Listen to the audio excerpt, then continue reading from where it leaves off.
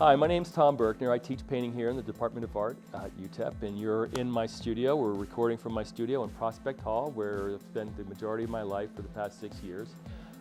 This is UTEP Arts Alive, and we basically sort of did a little experimentation on abstract expressionism and painterly freedom.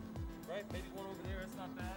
I'm gonna let it sit, and then I go over there with a turquoise blue, and we're rolling. One of the things that we were doing outside for our Arts Alive video was actually just a quick exercise in painterly freedom, which is that the idea that you can't always control the content, you can't always control the medium, and you have to kind of work towards, you work to control it, but you actually also have to entertain the notion of chaos. So I thought it would be fun to go out there and just sort of let people, well, run amok, I guess.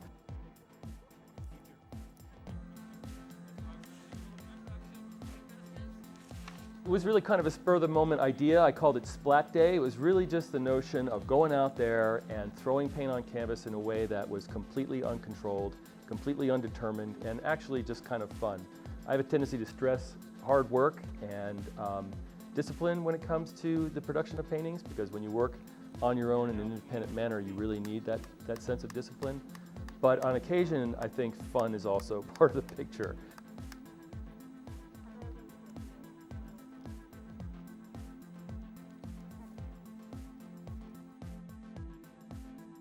It was really an idea I had specifically for this project. I knew we wanted to do something mildly dramatic, and we wanted a halfway decent backdrop. And so my painting assistant, Jaira Valdez, and I set up everything over about 2.5 hours before class, where everybody prepared panels for themselves last week, but they were small, so I started taking some panels here that I've had made for some projects of my own, including these portraits of laughing politicians. So I pulled some of those out so that people can get the idea of actually interfering with or even disfiguring a human image, right, which could be a different kind of way of actually approaching paint.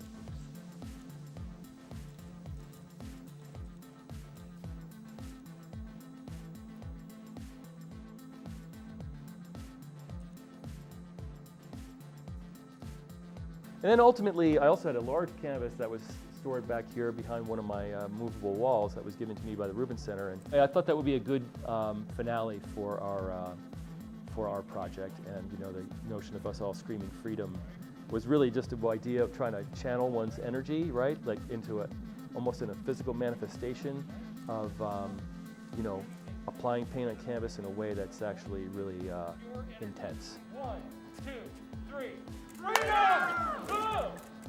Working under the restrictions of the COVID has been a little bit of a challenge, in large part because the way I teach is based on really working directly on students' paintings. Like I said earlier in the video, all the students that go from painting 2 up, all the advanced painting students direct their own subject matter, which means that I need to try to work with what they're doing, right, and accommodate what they're doing, and that often means just dealing with their canvases, you know, directly, right, and mixing certain colors or putting in a few brush strokes. And so that becomes very difficult, you know, when we're working online.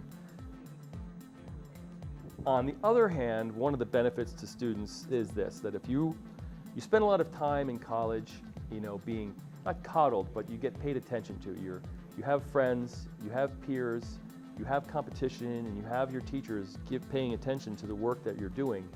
But when you graduate, you're really on your own.